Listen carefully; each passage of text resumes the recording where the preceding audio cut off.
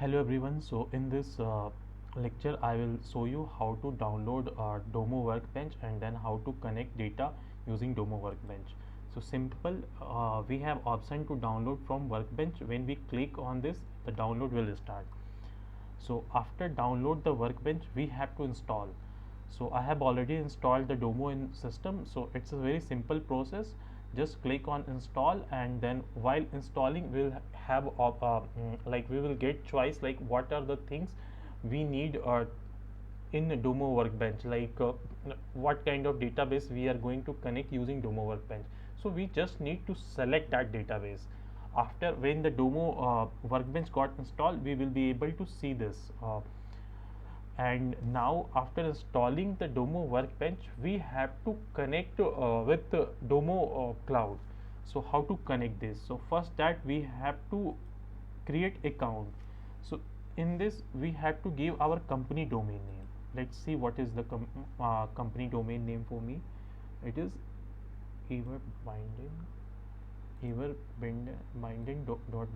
domo.com. So let me take this and I have put it here.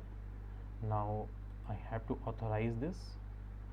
So here we can see we got authorization link and authorization code. Simply I will copy this link and let me go to here. So here is the here we have option to put this link. I will put this link here.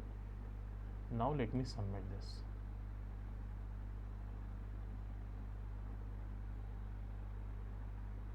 So let me come to here.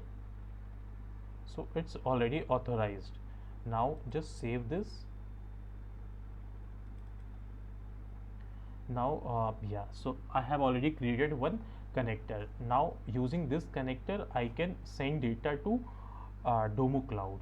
So now in the next lecture I will show how to connect, like how I am going to connect with my SQL server that is in my local, or can say on premise, and then how will I send my local data to Domo Cloud.